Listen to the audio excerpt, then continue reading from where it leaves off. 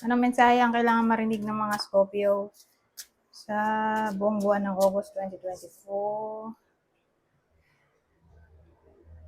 Pero sandali lang. Shuffle ko lang ito. Nalimutan ko.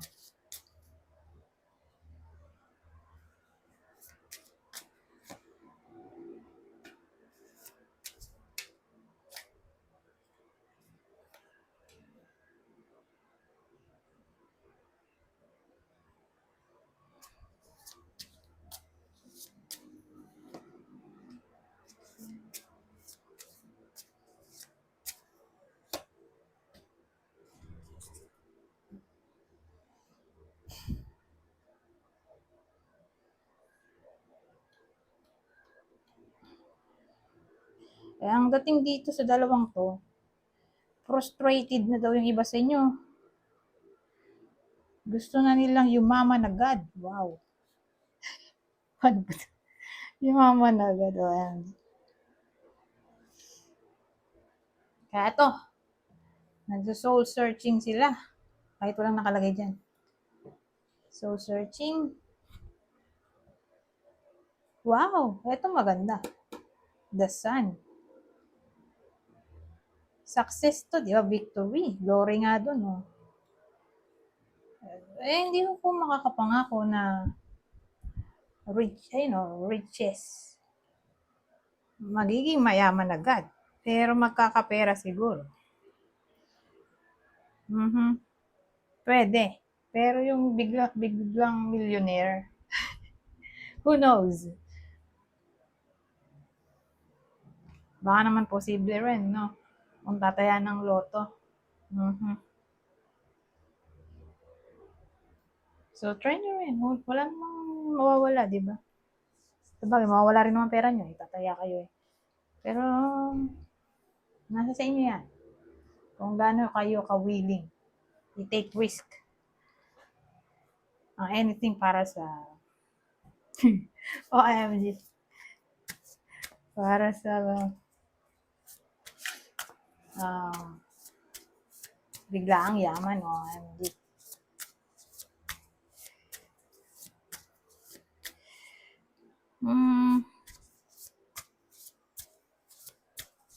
Baka pa nga tayo. Parang too good to be true yung isa eh. Yung unang spread. Ito. Medyo realistic na siguro to. Oh.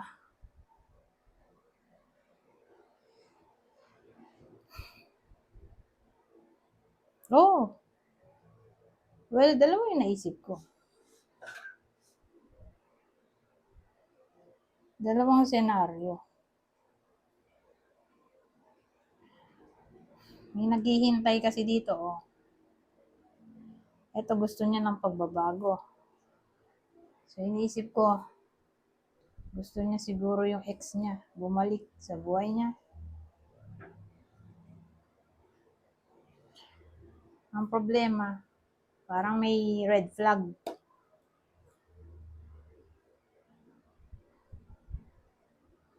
Yun yung negative. Na parang nag-aalinlangan ako. Kasi may illusion dito. Oh. Walang nakalagay. Ayun, nakalagay.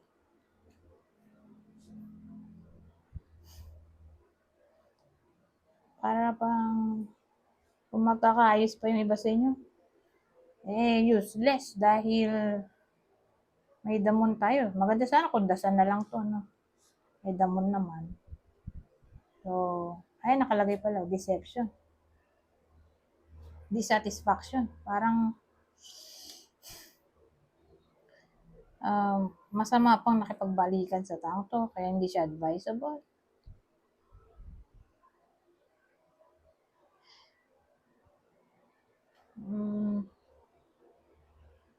Eh, paano yung positive?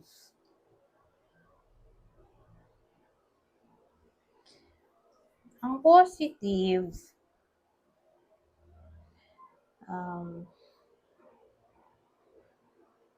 kung yung taong to, na ex ay nagbalik gabi, sa gabi siya bumalik, okay. Pero kung bumalik siya ng umaga, may araw, negative.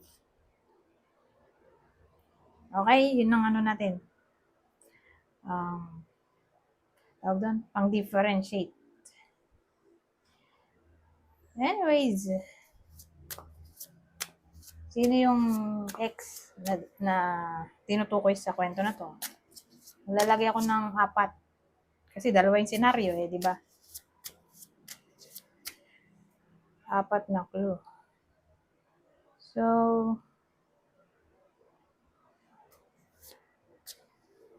doon sa unang senaryo, na para bang may red flag. Yung sinasabi ko nga may red flag, parang hindi advisable. Lalo na kung aware na yung iba sa inyo. Sabihin natin in a relationship na yung iba sa inyo, o yung ex nyo in a relationship na sa iba. Magbabalik pa ba? Wag na. Di ba? Mahirap. O baka late na nila malaman na in a relationship na pala sa iba. OMG. Nagbalik pa, di ba?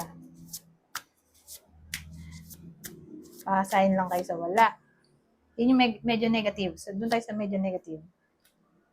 Sino yung possible na tao? Oh, kahit dito, tingnan nyo. Lalaki. Ito yung 7 of Swords natin, manloloko. Di lalo na kung lalaki yung ex. Baka mag-cheat siya. Sa iba sa inyo, sabihin walang karelasyon, meron pala. O sabihin natin niloko yung iba sa inyo. Kaya naman, lolokohin na naman. Nagbalik pa, di ba? Particular siguro kung ang ex ay lalaki. So, pwede rin namang babae. So, ganito. Ito yung possible zodiac sign. Cancer, Scorpio, Pisces.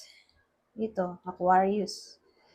Dun sa positive, yung ex na magbabalik sa gabi. Kung magbalik yung ex sa gabi, okay. Walang problema. Kung kakabalikan man. Basta gabi siya dumating. Kung umaga, araw, hapon, wag na. Magpe-fail lang yon. Libra, ito, Taurus, ayan.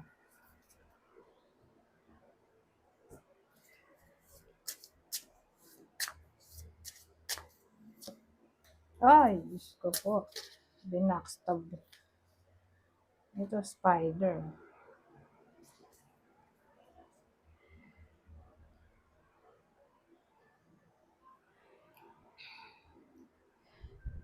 So, anong kwento di? So, probably mababackstab yung iba sa inyo. Baka may connection to dun sa kanina na sinasabi ko, yung may, ano, ito, 7 of Swords.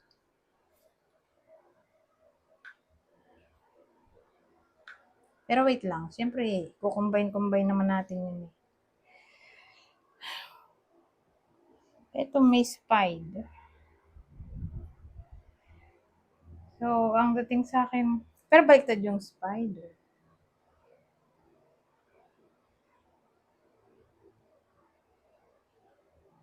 Kasi kung ganito siya, mas negative. Pero ganito, malalighten yung pagka-negative.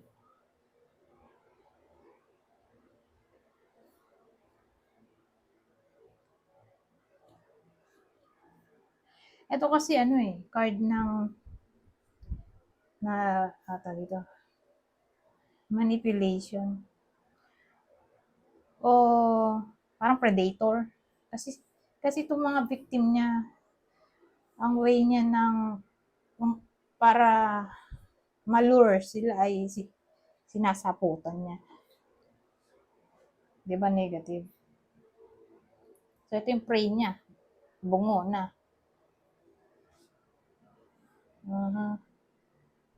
So parang ang predator. Pero kung ganito, nakatakas pa itong mga tao na to. Tao pa rin sila hanggang ngayon. Ito, bungo na di patay natin. Nakawala. Kung ganito, nakawala pa yung mga prey niya. Okay? Di makakawala pa yung iba sa inyo mula sa mula sa pangbaba, backstab. Mhm. Hindi, ito kasi backstab, pwede na rin siyang deception, di ba? So, makakawala yung iba sa inyo mula sa panglilin lang. Hindi sila mapa-fall as a victim. So, anything na mm, parang scam, ganun. Buti naman, di ba? Hindi may scam yung iba sa inyo o hindi malilindang. Hindi sila mababackstab dito. Oh. Maganda kung clear natin. At least, di ba, nakawala kayo mula sa someone na toxic. Nakala nyo mapagkakatiwalaan. Yung pala ay hindi. Kasi nga, yung tiwala nyo dito ay masusugatan.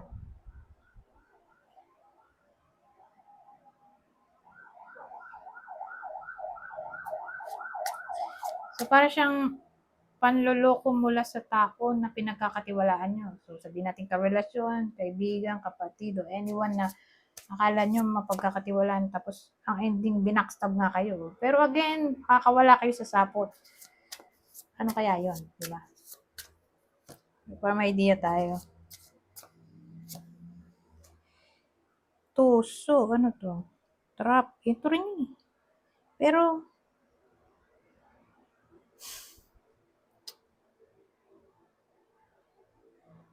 pag ganito, trap.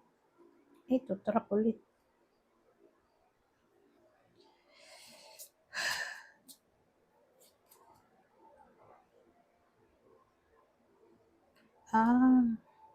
Kasi may someone dito na para bang um, kakausapin kayo. So, persuasion na to. Ipapersuade kayo. Pero ito, trap tas avoidance. Narito to.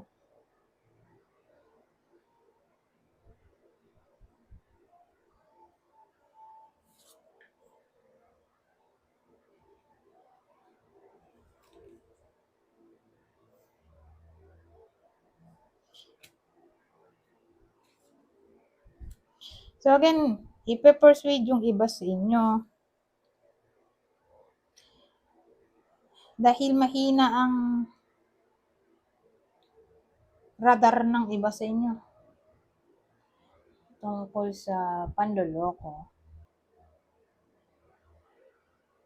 Parang paiikot-ikutin kasi kayo dito na ang dating paano kayo niya makukulong sa trap. Sasabihan kayo ng mga success story kuno.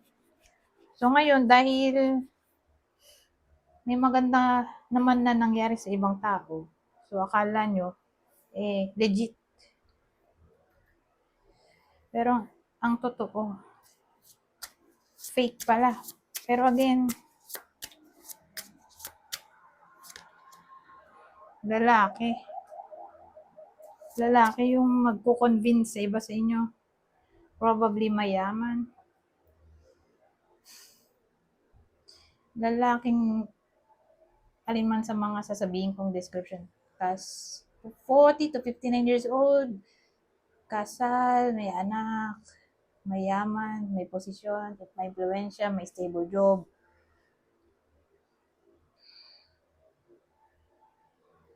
Siya yung magko-convince sa iba sa inyo, so beware. Probably ka-workmate o tawag dito, lalaking ka-workmate o someone na nakatrabaho na ng iba sa inyo sa past o nakasalamuhan na somewhere, parang acquaintance. Pero hindi siya yung acquaintance na kakilala ano yun, yung parang friend lang. Ito, kakilala sa, sabihin natin, sa workplace o sa building na bongga, ang mayaman. Parang work-related o money-related. Ganon. Na kakilala. Ganon siya. Hindi siya yung kapitbahay mo lang o nakilala mo lang sa school. Hindi. Ito dun sa workplace na pang mayaman o dating ka-workmate o kakilala ng ka-workmate o may pares kayong interest. Ganon. Lalo na kung money making, pares kayong ng talent, nagwo-work kayo focus, ayan. Yan yung taong to. Na mag-convince sa iba sa inyo na i-try yung product niya o sumali sa kanilang grupo. OMG. 16 minutes na pala to. Ito na huli. Hindi ko na isasama to at kulang na sa oras.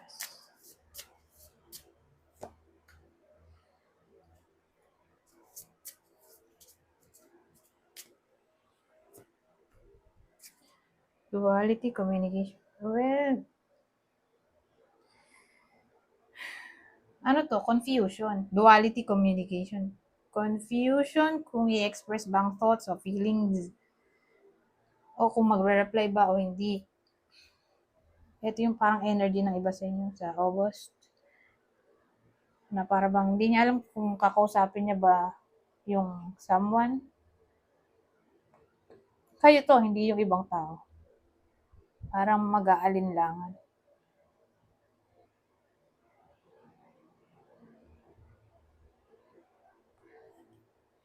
So, sino kaya yun? Yung taong para bang mag-aalinlangan kayo kung kakausapin pa ba o hindi.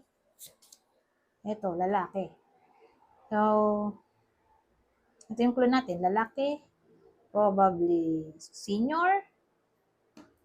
So, again, hindi naman lahat ay tatama na reading na to. Pero kung may kakilala kayong ganito, lalo't hindi nyo na gustong makausap pa ito nga. Lalaki matanda na, 60 years old. Alin man sa description na sasabihin ko. Lalaki, senior, 60 years old and above.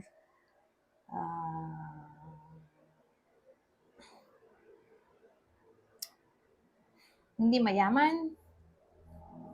Wala na sigurong work. O walang stable work.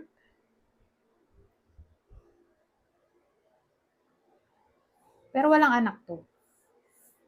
Hindi ko nga lang masabi kung single to o in a relationship, pero wala siyang anak.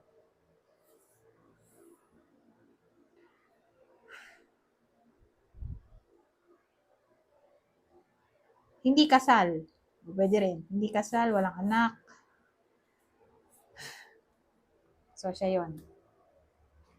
Ibang detalye, zodiac sign naman tayo. Zodiac sign, Cancer, Aquarius. So, kung hindi man to, ito nga.